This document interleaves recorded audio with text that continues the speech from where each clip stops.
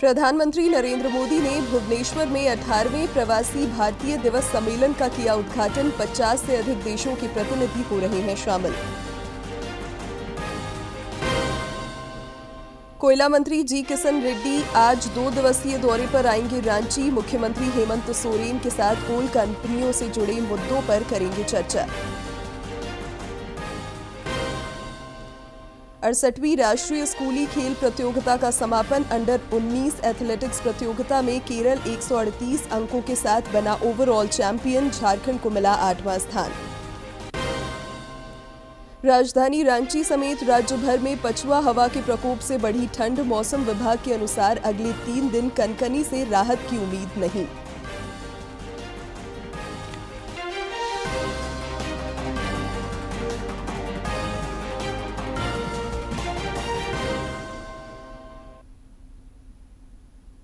नमस्कार, खबरें झारखंड में आपका स्वागत है। मैं हूं शिवानी कुमारी और अब समाचार विस्तार से।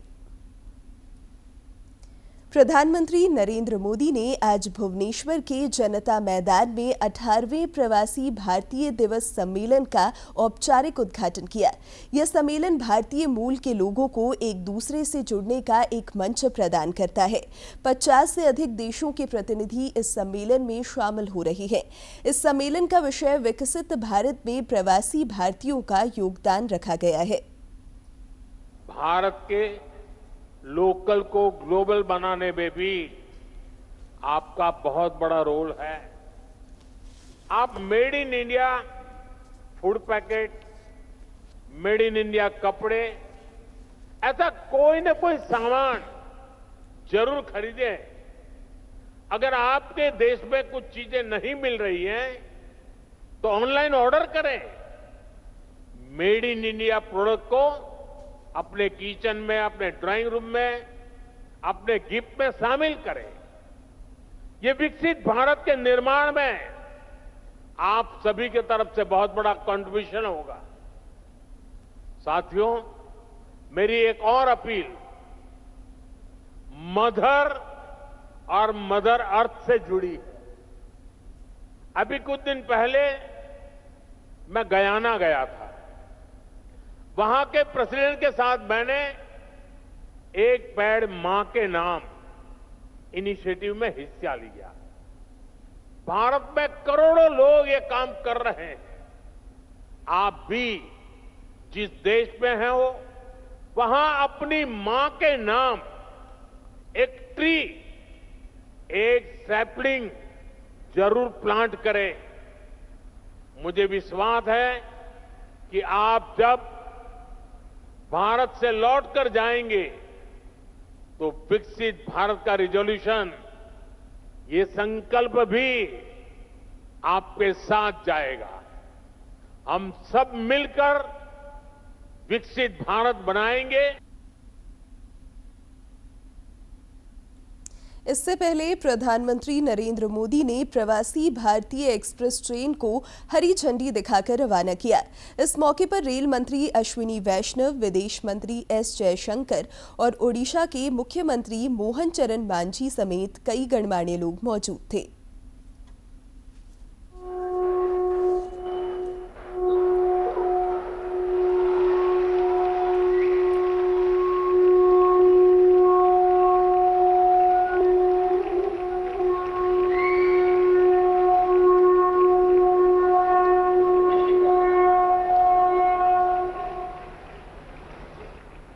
बहुत बहुत धन्यवाद माननीय प्रधानमंत्री।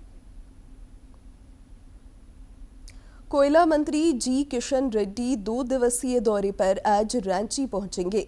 इस दौरान वे मुख्यमंत्री हेमंत सोरेन के साथ बैठक करेंगे। बैठक में राज्य सरकार और कोल कंपनियों से जुड़े मुद्दों पर चर्चा होगी। राज्य सरकार बकाये के संबंध में अपने दावे के साथ जमीन संबंधी मांग भी रख सकती है। केंद्र सरकार से कोयला रॉयल्टी मद में 1,36,000 करोड़ रुपए बकाया वसूली को लेकर उठे विवाद के बीच यह बैठक काफी महत्वपूर्ण मानी जा रही है। अपने दौरे के क्रम में कोयला मंत्री कांके में सीसीएल के प्रस्तावित 200 बेड के सुपर स्पेशलिटी अस्पताल की भी नींव रखेंगे। वे गांधीनगर कॉलोनी के पीछे कर्मचारियों के लिए बनने वाले आवासों का भी शिलान्यास करेंगे। वित्त मंत्री राधाकृष्ण किशोर आज राजस्व वृद्धि चुनौतियां और समाधान विषय पर समीक्षा बैठक करेंगे। यह बैठक प्रोजेक्ट भवन सभागार में होगी। इससे पहले कल मुख्य सचिव अलका तिवारी ने भी राजस्व की स्थिति और अधिक संसाधन जुटाने के लिए बनी विशेष समिति के साथ बैठक की। इस दौरान उन्होंने वर्तमान राजस्व की स्थिति की जानकारी ली। श्रम मंत्री संजय प्रसाद यादव ने दुमका में प्रमंडलीय समीक्षा बैठक के दौरान कहा है कि राज्य से पलायन रोकना उनकी पहली प्राथमिकता है। यहां के युवाओं को झारखंड में ही रोजगार मिले, इसकी व्यवस्था की जा रही है। उन्होंने कहा कि राज्य से जितने भी मजदूर काम करने के लिए बाहर जा रहे हैं, उनका निबंधन सुनिश्चित हो। इसके लिए अधिकारियों को आवश्यक निर्देश दिए गए हैं। इस दौरान श्रम मंत्री ने देवघर और जामताड़ा के श्रम अधीक्षक के असंतोषजनक कार्यों को लेकर फटकार भी लगाई। केंद्रीय रक्षा राज्य मंत्री संजय सेठ ने कल अस्पताल में इलाजरत लोकसभा के पूर्व उपाध्यक्ष और भाजपा के वरिष्ठ नेता कड़िया मुंडा से मिलकर उनका हाल जाना। मौके पर श्री मुंडा का इलाज कर रहे चिकित्सक से भी बातचीत कर आवश्यक निर्देश दिए। इधर अस्पताल के medical director doctor Vijay Mishra ने बताया कि जब उन्हें एडमिट कराया गया था तब वे काफी नींद में थे। उनके शरीर में सोडियम और यूटीआई की कमी है, जिसका इलाज किया जा रहा है। इधर केंद्रीय महिला एवं बाल विकास मंत्री अन्नपूर्णा देवी ने भी आज मेडिका अस्पताल जाकर कड़िया मुंडा का कुशल क्षेम जाना। मौके पर उन्होंने श्री मुंडा के शीघ्र स्वस्थ होने की कामना की। रांची पुलिस ने रिंग रोड पर खड़े वाहनों से तेल चुराने वाले अंतर्राज्यीय गिरोह का खुलासा किया है। पुलिस ने इस मामले में 7 आरोपियों को गिरफ्तार कर जेल भेज दिया है। रांची के वरीय पुलिस अधीक्षक चंदन कुमार सिन्हा ने बताया कि यह गिरोह झारखंड के अलावा बिहार, बंगाल और ओडिशा में पिछले कुछ महीनों से सक्रिय था। उन्होंने बताया कि गिरोह के सदस्य रातू इलाके में किराए पर रहकर गाड़ी से तेल चुराते थे। वरीय पुलिस अधीक्षक ने बताया कि ये लोग तेल चुराने के लिए कांके रिंग रोड से जमशेदपुर तक चले जाते थे और सड़क किनारे खड़ी गाड़ियों को निशाना बनाते थे। पर खड़ी बड़ी वाहन होते हैं, उनसे तेल की चोरी करते थे। उसमें चोरी करने का इनका बड़ा ही यूनिक तरीका था। इनके अपना भी एक जो है वो ट्रक होता था। उस ट्रक में स्पेशल डिजाइन चैम्बर होता था जिसमें काफ़ी ज़्यादा तेल अटता था। उस ट्रक को जिस ट्रक से चोरी करनी है उसके बगल में ये लोग सटा देते। अलग अलग तिथियों में यह पर्व शुरू हुआ है, लेकिन इनका समापन एक साथ 14 जनवरी को मकर संक्रांति के दिन होगा। इस अवसर पर कई स्थानों पर सोहराई का सामूहिक आयोजन भी किया जा रहा है, जिसमें बड़ी संख्या में संथाल समाज के युवा सम्मिलित हो रहे हैं। दुमका पुलिस लाइन मैदान में भी कल सोहराई पर्व मनाया गया। इसमें दुमका के पुलिस अधीक्षक पीतांबर सिंह खेरवार और जिले के अन्य पुलिस अधिकारी भी शामिल हुए। देख सकते हैं, देख रहे हैं कि काफ़ी लोग बढ़ चढ़ के पूरा ग्राउंड भरा हुआ है और सब लोग एक दूसरे से मिल रहे हैं। सोहराई का पर्व, क्योंकि ये पर्व जो है काफ़ी हर्षोल्लास के साथ यहाँ मनाया जाता है। फसल काटने के बाद जो उसमें सहयोग करते हैं, हल चलाने में बैल, गाय, बकरी आदि चीज़ों का भी इसमें सम्मान दिया जाता है। इधर जामताड़ा में सोहराई के अवसर पर मंत्री डॉक्टर इरफान अंसारी ने कोट रोड स्थित अपने आवासीय परिसर में जरूरतमंदों के बीच कंबल साड़ी का वितरण किया। मौके पर मंत्री डॉक्टर अंसारी ने कहा कि इस कड़ाके की ठंड में इन कपड़ों से जरूरतमंदों को राहत मिलेगी। इस अवसर पर पूर्व सांसद फुरकान अंसारी ने कहा कि खेल का मैदान हो या पढ़ाई, हर क्षेत्र में आदिवासी समुदाय के लोगों को आगे बढ़ाने के प्रयास लगातार जारी है। निश्चित तौर पर ठंड से लोग बचेंगे और आपदा विभाग का मंत्री भी हूँ। प्रयास ये है हमारे लोग ठंड से हम कैसे कैसे ज़्यादा से ज़्यादा बचाव करें।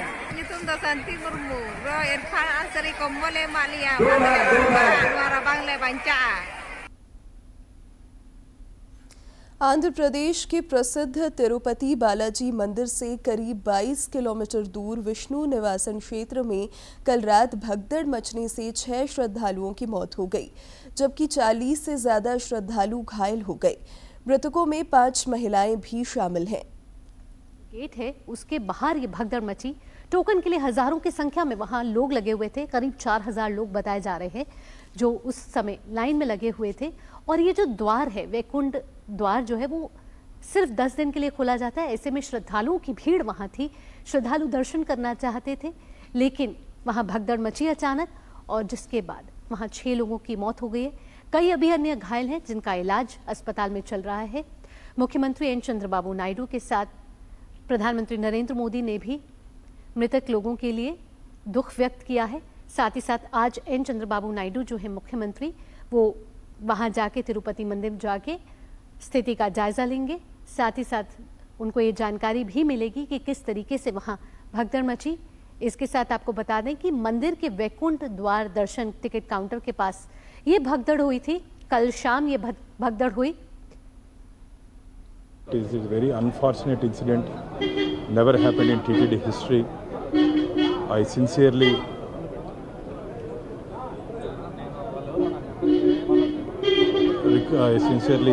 request to the devotees to apologize TTD, and we'll have a inquiry in this. Definitely, we'll take serious action against them.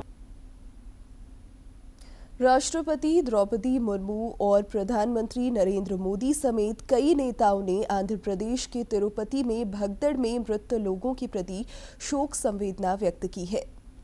यह जानकर बहुत दुख हुआ कि तिरुपति में भगदड़ के कारण कई श्रद्धालुओं की जान चली गई।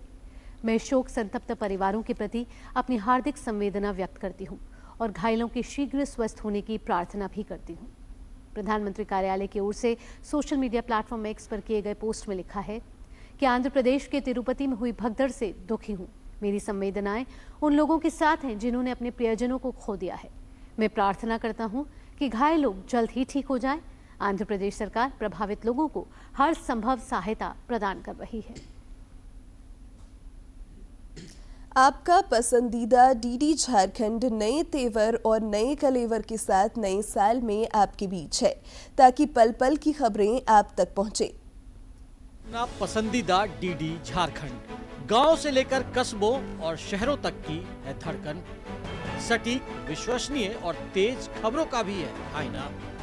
राजनीति के मंच से सत्ता के गलियारों तक, खेत से खलिहान और मनोरंजन से इंफोटेनमेंट तक, खेल के मैदान से रंगमंच की खबरों तक, सब कुछ देखिए हमारे प्रादेशिक समाचार में हर रोज दोपहर 12:30, शाम 6:30 और 7:30 बजे, सिर्फ और सिर्फ डीडी झारखंड पर। उत्तर प्रदेश के प्रयागराज में 13 जनवरी से शुरू होने वाले महाकुंभ को लेकर तैयारियां जोरों पर हैं। इस बीच उत्तर प्रदेश के मुख्यमंत्री योगी आदित्यनाथ आज महाकुंभ की तैयारियों का निरीक्षण करेंगे। यमुना किनारे स्थित मनकामेश्वर मंदिर कॉरिडोर, मां आलोप शंकरी कॉरिडोर, नाग वासुकी मंदिर कॉरिडोर, पड़ेला महादेव कॉरिडोर और तक्षक तीर्थ कॉरिडोर शामिल हैं। इसके बाद योगी वीआईपी घाट पर जल पुलिस के कार्यों का भी निरीक्षण करेंगे। उनके दौरे को देखते हुए अधिकारियों ने सभी जरूरी तैयारियां पूरी कर ली है। महाकुंभ को भव्य बनाने के लिए केवल राज्य सरकार ही नहीं बल्कि केंद्र सरकार की तरफ से तमाम तैयारियां की जा रही हैं। दरअसल आपको बता दें, महाकुंभ की शुरुआत 13 जनवरी से होने वाली है। 14 जनवरी को पहला शाही स्नान होगा और 26 फरवरी को महाशिवरात्रि के शाही स्नान के साथ महाकुंभ का समापन होगा। टाटा स्टील जूलॉजिकल पार्क में काला हिरण और नीलगाय के लिए विशेष तैयार बाड़े का उद्घाटन टाटा स्टील के कॉरपोरेट सर्विसेज के वाइस प्रेसिडेंट और Tata Steel Zoological Park director Chanakya Chaudhary ने किया। यहां करीब 10,000 वर्ग मीटर में 1.5 करोड़ रुपए की लागत से इसका निर्माण किया गया है। मौके पर उपस्थित चाणक्य चौधरी ने बताया कि यह नया बाड़ा विस्तृत क्षेत्र में फैला हुआ है और इसे काला हिरण और नीलगाय की प्राकृतिक आवास की तर्ज पर बेहद सावधानी पूर्वक डिजाइन किया गया है।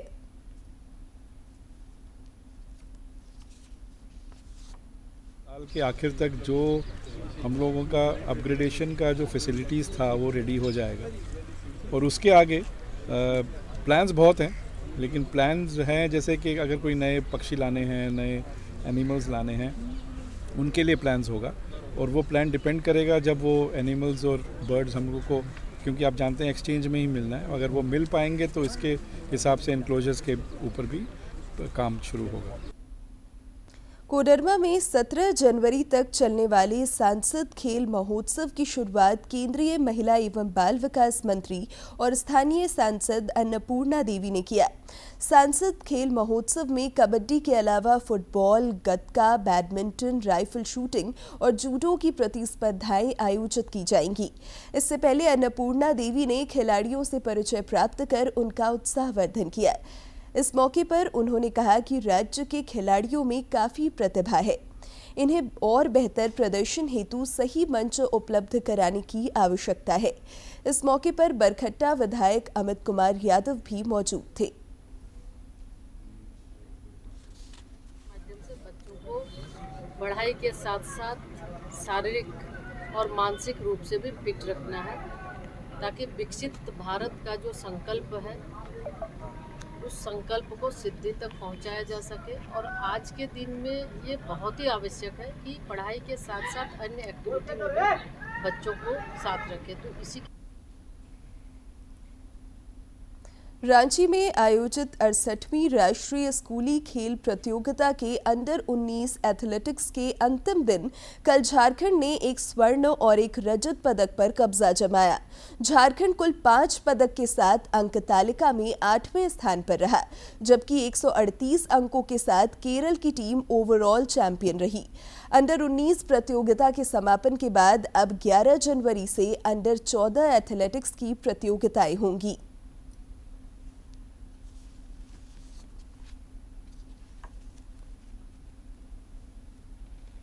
और अब बात मौसम की।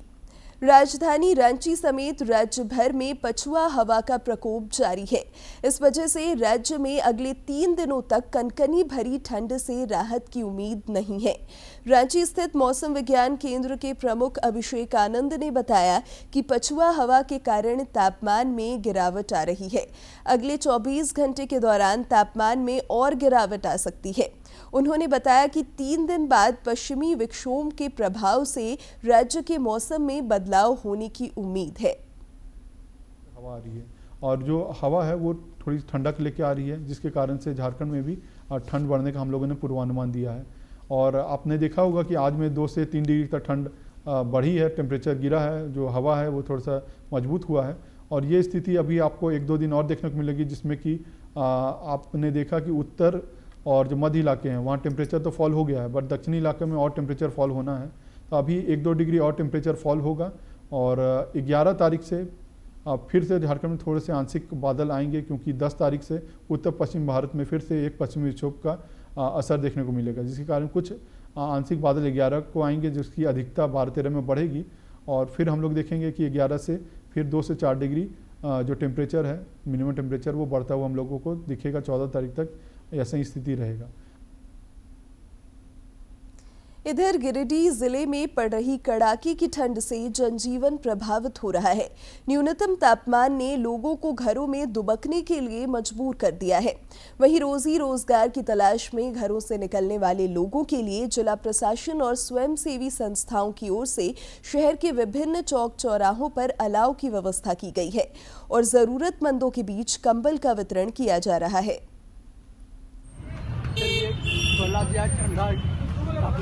गिरिडीह के उपायुक्त नमन प्रियेश लकड़ा ने कहा कि जिला प्रशासन लोगों को ठंड से बचाने के लिए सभी जरूरी उपाय कर रहा है। छोटे बच्चों के लिए स्कूल बंद कर दिए गए हैं। साथ ही आंगनबाड़ी केंद्रों में पढ़ने वाले 1,60,000 से अधिक बच्चों को 2 सेट गर्म पोशाक उपलब्ध कराया गया है। इसके अलावा जिले भर में 48,000 से अधिक कंबल वितरित किए जा रहे हैं और सार्वजनिक स्थानों पर अलाव की व्यवस्था की जा रही है। हम लोगों को कुछ राशि प्राप्त हुई है, जो कि हम लोगों ने सभी अंचल अधिकारियों को आवंटित किया है और सभी को निर्देश दिया है कि वो सभी संबंधित जगहों पे आवश्यकता अनुसार अलाव का प्रबंध करें, सभी चौक चौराहे पे। ये हर साल किया जाता है, इसको हम इंश्योर करा रहे हैं। दूसरा, हम लोगों के ज़िले ने चुनाव से भी पूर्व ससमय हम लोगों ने आंगनबाड़ी में जो बच्चे हैं उनके लिए जो स्वेटर या हुडी रहता है वो ससमय हमने प्रोक्योर किया है। ये लगभग 1,61,000 की संख्या में है और सभी आंगनबाड़ी जो हमारे 2431 की संख्या में है, उनके सभी बच्चों को ये 2-2 पीस ये उपलब्ध करा दिया गया है। ठंड बढ़ने से लोगों को आ रही समस्या को देखते हुए सामाजिक संगठन के लोग सक्रिय हुए हैं। महेश लुंडी के मुखिया शिवनाथ साव ने गरीबों के बीच कंबल का वितरण किया है। वहीं सरिया बगोदर के एसडीपीओ धनंजय राम ने बिरहोर आदिम जनजाति के लोगों के बीच कंबल वितरित किए। कड़कड़ाती ठंड को देखते हुए एक छोटा सा प्रेम, एक छोटा सा भेंट, एक कंबल देकर के उन्हें सम्मानित किया गया और हम आशा और विश्वास करते हैं कि इस तरह का जो प्रेरक कार्यक्रम है, यह कार्यक्रम गिरिडीह जिला ही नहीं पूरे देश में हर वर्ष आयोजन होना चाहिए। इनके बीच में कंबलों का वितरण जो है हम लोग अपने स्तर पे किए थे और उनको वितरण किया गया है और साथ में ये मैसेज भी देने का कोशिश किया गया है कि पुलिस आपको कोई भी किसी तरह का समस्या होता है तो निसंकोच होकर जो है अपनी पुलिस से संपर्क स्थापित कर सकते हैं। आपके साथ हमेशा न्याय होगा, पुलिस आपके साथ हमेशा खड़ी रहेगी। मौसम के बदलते मिजाज से लोगों को आ रही समस्याओं के बीच जिला प्रशासन और सामाजिक संगठनों द्वारा उपलब्ध कराई जा रही सुविधाओं से आम लोगों को थोड़ी राहत मिल रही है। गिरिडीह से रमेश प्रभाकर की रिपोर्ट। राजधानी रांची से सटे खूंटी के जरियागढ़ के लोगों की आजीविका कांसे के बर्तन के जरिए चलती है, जिसकी परंपरा राजवंश के जमाने से चली आ रही है। पेट की आग बुझाने के लिए कारीगर यहाँ रत जगा करते हैं, जिससे कांसे के बर्तनों को चमक मिलती है। आजीविका कांसे के बर्तन के जरिए चलती है, जिसकी परंपरा राजवंश के जमाने से चली आ रही है। पेट की आग बुझाने के लिए कारीगर यहाँ रत जग्गा करते हैं, जिससे कांसे के बर्तनों की चमक मिलती है। समय की चाल के साथ कई कला और काम ओझल होते जा रहे हैं, लेकिन कुछ अब भी बरकरार हैं। खूंटी के जरियागढ़ में आज भी पीट पीट कर पौराणिक तरीके से कांसे के बर्तन बनाए जाते हैं। यह काम सिर्फ रात में ही होता है, जो यहाँ के लोगों की सदियों पुरानी विरासत है।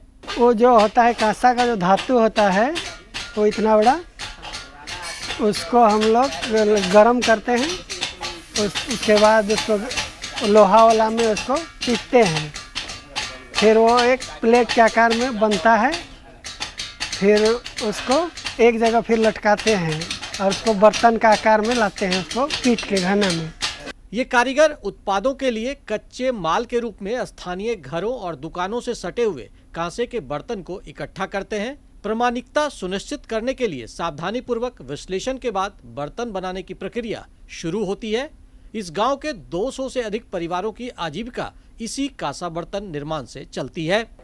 आदिवासी परिवार हो चाहे सदान हो, कोई भी जिसको इसकी आवश्यकता है, जैसे पूजा पाठ हुआ, शादी सब हुआ, उन सब के लिए वो उन लोगों से खरीदते हैं। जनजातीय और मूलवासियों की संस्कृति, पर्व त्योहार तथा शादी विवाह में कांसे का बर्तन शुभ माना जाता है। इतना ही नहीं, हाथ से निर्मित कांसे के बर्तन का अब बाजार भी बढ़ रहा है।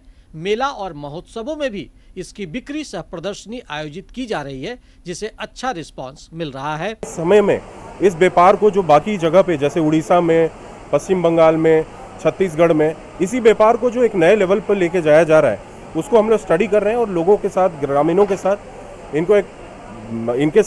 इनको हेल्प कर रहे हैं, इनको बाहरी दुनिया को दिखाने के लिए कि कैसे इस व्यापार को वो लोग जीवित रख के नेक्स्ट लेवल में ले जा सकते हैं। जरियागढ़ में इस कला के जीवंत रहने के पीछे की कहानी यह है कि इस इलाके में राजवंश के काल में कांसा और पीतल का बर्तन बनाने वालों को यहाँ बसाया गया था और फिर यह कला इनके जीवन यापन का जरिया बन गया, जो पीढ़ी दर पीढ़ी आगे बढ़ रही है। खूंटी के जरियागढ़ में निर्मित कांसे के बर्तन अब राष्ट्रीय फलक पर प्रसिद्धि पा रहे हैं। जरूरत है इस कला को संरक्षण देने और बढ़ाने की, ताकि हाथ की यह जादूगरी मशीनों के साथ रेस में बनी रहे और सदियों की विरासत भी बरकरार रहे। डीडी न्यूज के लिए ज्योत्सना और विकास के साथ मैं दिवाकर कुमार। एक नजर डालते हैं आज के इतिहास पर।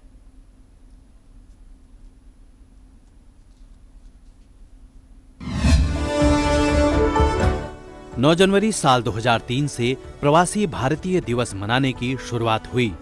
साल 2015 तक इसे प्रत्येक वर्ष मनाया जाता था। साल 2016 से सरकार ने इसे हर 2 साल में मनाने का निर्णय लिया। आज 17वां प्रवासी भारतीय दिवस है। इस अवसर को मनाने के लिए 9 जनवरी के दिन को चुनने का विशेष कारण है। आज ही के दिन साल 1915 में सबसे महान प्रवासी राष्ट्रपिता महात्मा गांधी दक्षिण अफ्रीका से भारत लौटे थे। देश के विकास में भारतवंशियों के योगदान को रेखांकित करने के लिए इस दिन को मनाया जाता है। 9 जनवरी साल 1922 को डॉक्टर हरगोविंद खुराना का जन्म अविभाजित भारत में पंजाब के रायपुर गांव में हुआ था। वे एक महान जीव वैज्ञानिक थे। उन्होंने अपने अनूठे शोध कार्यों से दुनिया में भारत का मान बढ़ाया। साल 1968 में डॉक्टर हरगोविंद खुराना को नोबेल पुरस्कार से सम्मानित किया गया। आनुवंशिक कोड के भाषा समझने और उसकी प्रोटीन संश्लेषण में भूमिका का प्रतिपादन डॉक्टर खुराना ने किया था। आनुवंशिक कोड यानी कि जेनेटिक कोड जीवों के रंग रूप और संरचना को निर्धारित करने में अहम भूमिका अदा करता है।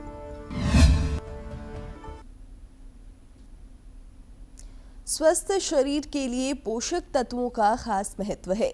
आइए सेहत की बात के आज के अंक में देखते हैं पोषण में विटामिन डी के बारे में।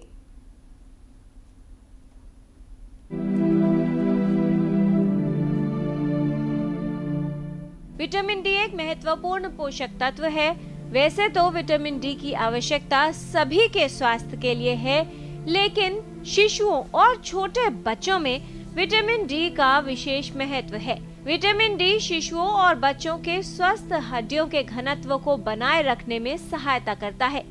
विटामिन डी एक ऐसा पोषक तत्व है जो शरीर में कैल्शियम, फास्फोरस, सोडियम और मैग्नीशियम जैसे खनिजों के स्वस्थ संतुलन को बनाए रखने में सहायक होता है। इसके कारण स्वस्थ हड्डियां और मांसपेशियां बनती हैं। विटामिन डी स्वस्थ हड्डियों और मांसपेशियों के कार्य के निर्माण और खनिजीकरण में समर्थन देता है। विटामिन डी की कमी हमारे देश में बहुत ज़्यादा है और ये एक थोड़ी सी चीज़ है जो कि थोड़ा सा आश्चर्यजनक है, क्योंकि हमारे देश में अबंडेंट। अब अंत में मुख्य समाचार एक बार फिर।